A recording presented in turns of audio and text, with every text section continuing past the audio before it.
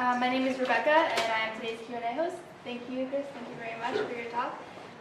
Now begins today's question and answer portion of the GIC talk. For those of you who might have come in after the talk began, we'd like to take this opportunity to remind you to please make sure your cell phones are turned off or switched to silent mode. Thank you. If you did not get a piece of paper, a small piece of paper when you walked in, please raise your hand and one of our volunteers will provide you with one. And on that paper you can write down your question. When you've written down your question, please hand it to one of the volunteers who will in turn bring it up to me, and I will address the questions to our speaker. Please refrain from asking questions directly at this time. There will be an opportunity for that after the talk. So, for the first question, how do you think, as being here in South Korea, how do you think that a Hillary Clinton presidency or a Trump presidency would affect here, or maybe our relationship with this country or people here? Well, that's a really good question. I think if Hillary Clinton wins, obviously it's going to be the same, basically. We had actually the ambassador, the U.S. ambassador to South Korea, spoke to us the other day. We were very fortunate, and he was excellent. I don't know if we keep the exact same ambassador, but certainly if Hillary Clinton wins, the policy would be basically the same, I would think. If Trump wins, it's difficult to say, because he has made mentions of withdrawing troops from different areas where they are. We have a lot of troops, the U.S. has a lot of troops here in South Korea. I don't know if that would be on the table if Trump were to win. Maybe some people here would welcome that, but others certainly wouldn't. And that's something, those types of things become questions with Donald Trump, and I think we just don't know. And those are some of the concerns, right? When you don't know what's going to happen, that can be a little bit scary. There's a wild card. So you mentioned how Donald Trump is very unpopular with both women and Hispanics. Knowing that, what demographically who makes up his base? Yeah, it's predominantly white men. Those would be his supporters. Outside of white men, he doesn't really do well among anybody else. And that's true of Republicans typically in recent years, but it's even more true of Donald Trump. George W. Bush won, the first time he won in 2000, he got almost 40% of the Hispanic vote. The last poll I saw, now this was just one poll, I'm sure he'll do better than this, but the last poll I saw, Donald Trump was getting about 7% of the vote, or of support from Hispanic voters. So if he's even at 15%, there's just absolutely no way he can win. Of that base of white men, I'm just curious, is there a difference by income level? Yeah, there's been a lot of analysis. Let me recommend to you a blog that's associated with the Washington Post called The Monkey Cage. It's called The Monkey Cage. If you go to the Washington Post website and just type in The Monkey Cage, it should take you to this blog. And there's a lot of analysis of these kind of contemporary questions. And there's been a lot of back and forth about where is Trump getting his support, because it might be natural to think that it's probably maybe uneducated people who don't have a lot of money and are maybe very angry about the economy, but that's not necessarily the case from what I've seen, although there's some disagreement on that. So I don't think it's that strong a relationship between education and support for Trump as you might think. Mm-hmm. But there's some disagreement on that. But I would recommend The Monkey Cage, because there's people who have done a lot of analysis of this sort of stuff.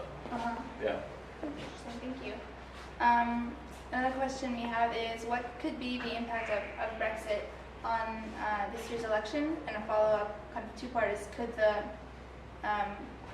TPP maybe? Yeah. Or just TPP?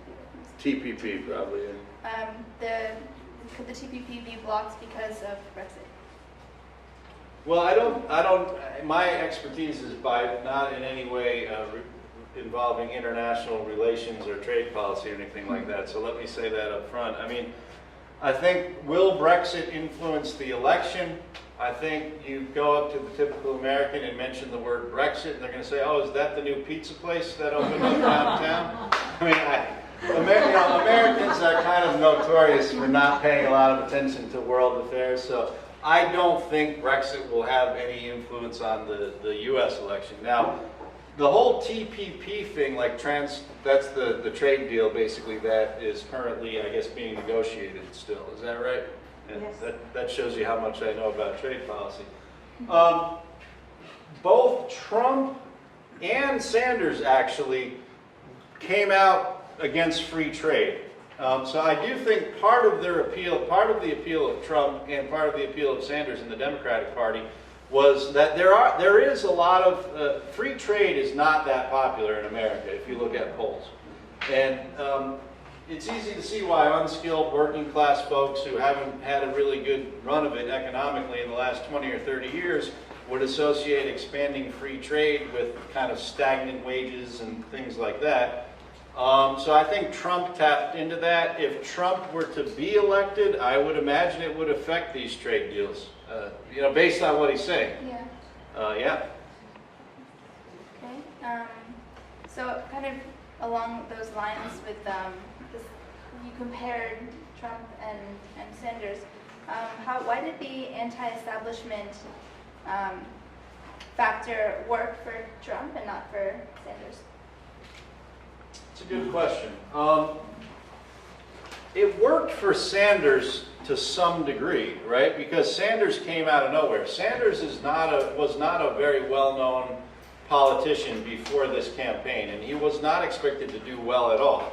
So even though he lost, he outperformed expectations by a lot. And in fact, he said when he first got into the presidential election campaign that he was really just doing it to get some policy ideas out there. Because you'll see that in America, that people who have no chance of getting the nomination will run so that the major candidate has to at least address some of their concerns and talk about particular issues that those candidates and their supporters care about. So I think that was how it started out. But then he realized, hey, I'm doing all right here, and then they got serious about it. So even though he didn't win, he outperformed expectations by a lot.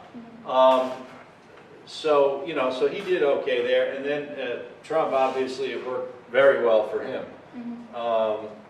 But it worked somewhat well for Sanders, too, I would say. Right. Yeah. People had the success.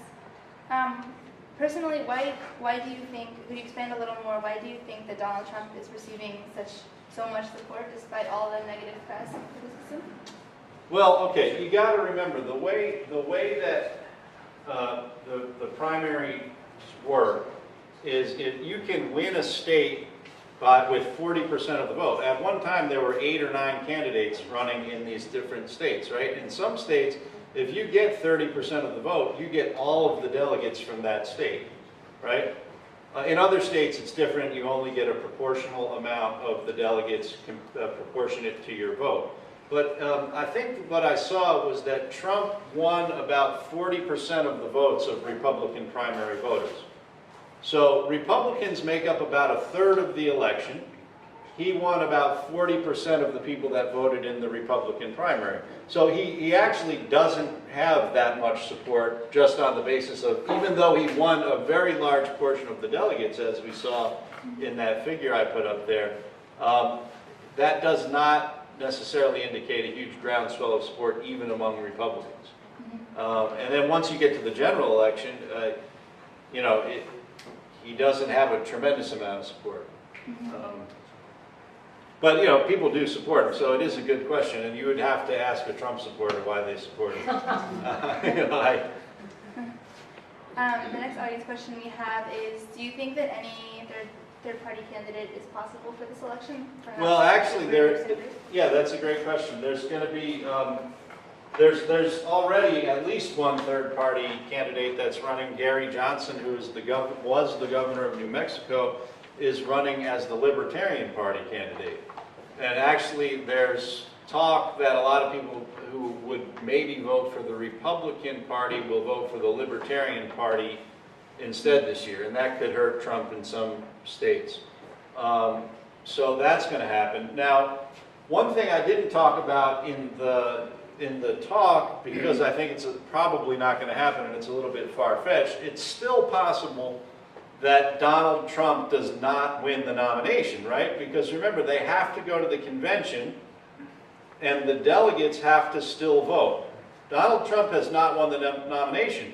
He's won enough of the delegates who have pledged to support him to win the nomination, but they still have to go to the convention and do the voting, right? And there's people who are recommending that basically don't let him win the vote. Try to switch these delegates, try to switch their vote. There's no law making these delegates vote for the candidates that they've pledged to support. There's no way to enforce that. So once they get there, they can vote for whomever they want. I don't think that will happen, but it's certainly out there as a possibility that some people are hoping for. But you know, in terms of another third party, like Sanders running as an independent candidate or something like that, or one of the Republicans who was defeated, I don't think that's going to happen. Mm-hmm. It's really interesting about the still possible that he's not the. Yeah, there's people who want to basically go to the convention and steal the nomination away from him. I mean, you've seen some of the Donald Trump rallies on the news. Have they showed any of the videos of that over here? But anyway, there's been a lot of riots and violence and stuff like that. So you can imagine what it would be like if they tried to steal the nomination from him at the convention. It would be a very ugly scene, I would think. Definitely. Another question we have is, what do you think would happen regarding North Korea if Clinton or Trump wins? Wow. Well, again, with Clinton, I think we're going to just see more of the same. With Trump, I mean, you heard Trump. He said he would meet with the leader of North Korea. And that would be a really strange meeting to be a fly on the wall watching that. You know, we can hope. What I hope would happen is that once Trump got in there, people would talk to him and say, look, a lot of these crazy things that you said you were going to do on the campaign trail to get votes, don't do that. You can't do that. That's a bad idea. That's what I hope would happen if Trump were to win. But, you know, it's extremely difficult to tell 70-year-old billionaires what to do. That's the problem. Thank you. All right. We only have time for one more question today. Talk generated a lot of great questions, so if we did not get the chance to ask yours, feel free to approach the speaker and ask your question directly after the talk. And our last question is, would you change anything about the system of choosing a presidential candidate in the country? Yeah, I would. One thing I didn't even get into was the way that we vote in the general election is we have this thing called the Electoral College. So basically, if you win a state by like one vote, you get all of the Electoral College votes of that state. It's very complicated, but what I think we should have is just a direct vote, where if you win, 51% of the vote, you win the presidential election. If you don't, you lose. Because we've had times in history, in recent history, in fact, where people have lost the popular vote and then won the Electoral College vote. In fact, Bush, that happened with Bush. That's happened a few times, and that's a very bad thing when that happens, of course. So I do think it should be changed. I don't think it will be changed, however, because it's very difficult to change the U.S. Constitution. Mm-hmm. Of course. All right, great, thank you very much. That's all the time we have for the Q&A portion of the talk, but let's give Chris another big round of applause.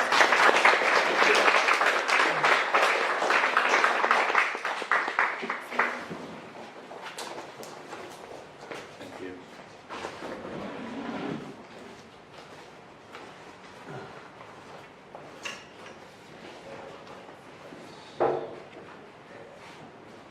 Thank you for sharing your experience with us today. I could learn so much from your GIC talk about the election things and about the political situation in the U.S.